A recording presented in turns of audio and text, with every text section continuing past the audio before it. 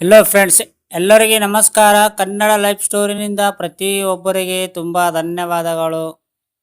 ಈ ನಿಮ್ಮ ಸಮಯ ಕೊಟ್ಟು ಈ ಸ್ಟೋರಿ ಕೇಳಿದ ಪ್ರತಿಯೊಬ್ಬರಿಗೆ ಮನಸ್ಫೂರ್ತಿಯಾಗಿ ಚಾನೆಲ್ ಕಡೆಯಿಂದ ಥ್ಯಾಂಕ್ ಯು ಸೋ ಮಚ್. ಇವೇ ನೋಡಿ ಸಣ್ಣ ಸಣ್ಣ ಸಂಗಾತಿಗಳು ಸುಖಿ ಸಂಸಾರದ ಸೀಕ್ರೆಟ್ಸ್. ಸಂಗಾತಿಗಳೆಬ್ಬರು ನಡುವಿನ ಪ್ರೀತಿಯ ಹೆಚ್ಚಾಗಬೇಕಾದರೆ ಹೀಗೆ ಮಾಡಬೇಕು. ದಾಂಪತ್ಯದಲ್ಲಿ ಅನ್ಯೋನ್ಯತೆಯು ಇದ್ದರೆ ಮಾತ್ರ ಅದು ಹೆಚ್ಚು ಕಾಲ ಬಳಕೆಲು ಬರಲು ಸಾಧ್ಯ. ಸಂಗಾತಿಗಳಿಬ್ಬರು ತಮ್ಮ ನಿತ್ಯ ಜೀವನದಲ್ಲಿ ಮಾಡುವಂತಹ ಕೆಲವೊಂದು ಚಟುವಟಿಕೆಗಳು ಹಾಗೂ ಕಾರ್ಯಗಳು ಅವರ ನಡುವಿನ ಬಾಂಧವ್ಯವನ್ನು ಹೆಚ್ಚಿಸುವುದು. ಆದರೆ ಇಂದಿನ ದಿನಗಳಲ್ಲಿ ಪತಿ ಹಾಗೂ ಪತ್ನಿ ಇಬ್ಬರು ಉದ್ಯೋಗಸ್ಥರಾಗಿರುವ ಕಾರಣದಿಂದಾಗಿ ಜೊತೆಯಾಗಿ ಹೆಚ್ಚು ಸಮಯ ಕಳೆಯಲು ಸಾಧ್ಯವಾಗುತ್ತಿಲ್ಲ ಎನ್ನುವ ಮಾತು ಕೇಳಿ ಬರುತ್ತದೆ. ಅದನ್ನೇ ಇರಲಿ, ದಾಂಪತ್ಯಗಳು ಈ ಚಟುವಟಿಕೆಗಳನ್ನು ಜೊತೆಯಾಗಿ ನಡೆಸಿದರೆ ಅದರಿಂದ ಅವರ ನಡುವೆ ಬಾಂಧವ್ಯ ಹೆಚ್ಚಾಗುವುದು ಎಂದು ಹೇಳಲಾಗುತ್ತದೆ.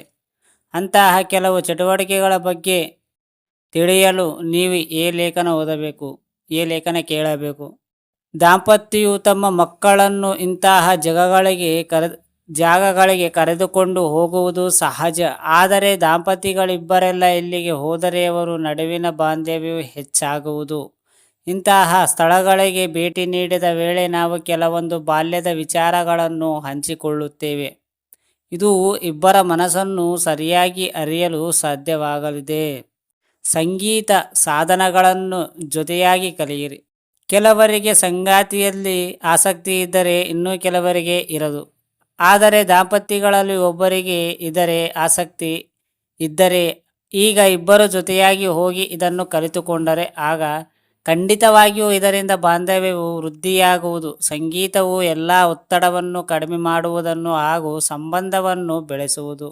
ನೀವು ಪ್ರೇಮ ವಿವಾಹವಾಗಿದ್ದರೆ ಆಗ ಖಂಡಿತವಾಗಿಯೂ ಪ್ರೇಮ ಪತ್ರ ಬರೆದಿರಬಹುದು. ಇಂದಿನ ದಿನಗಳಲ್ಲಿ ಎಲ್ಲವೂ ಅಂಗೈಗ ಮೇಲೆ ಮೊಬೈಲ್ನಲ್ಲಿ ಚೀಟಿಕೆ ಹೊಡೆಯುವುದರಲ್ಲಿ ಎಲ್ಲವನ್ನೂ ಬರೆಯಬಹುದು. ಆದರೆ ನಿಜವಾಗಿ ಒಂದು ಪತ್ರದಲ್ಲಿ ಬರೆದಂತಹ ಭಾವನೆಗಳನ್ನು ಇದರಲ್ಲಿ ಬರಲು ಸಾಧ್ಯವಾಗುವುದು. ಹೀಗಾಗಿ ನೀವು ಸ್ವಲ್ಪ ವರ್ಷ ಹಿಂದಿನ ಶೈಲಿಯಲ್ಲಿ ಪ್ರೇಮ ಪತ್ರವನ್ನು ಬರೆದರೆ ಅದು ನಿಮ್ಮ ನಡುವಿನ ಪ್ರೀತಿ ಹೆಚ್ಚಿಸುವುದು.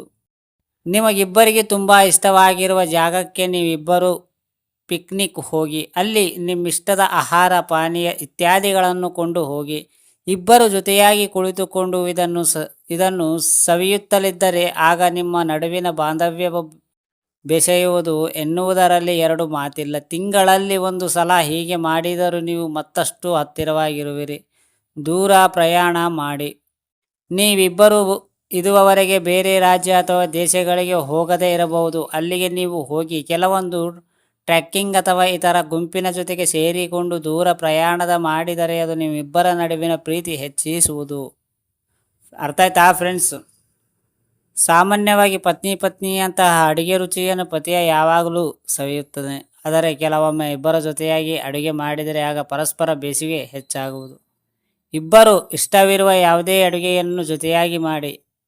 ಇದು ಅಡುಗೆಯ ರುಚಿ ಹಾಗೂ ಪ್ರೀತಿಯನ್ನು ತುಂಬುವುದು. ಅರ್ಥ ಆಯ್ತಾ ಫ್ರೆಂಡ್ಸ್?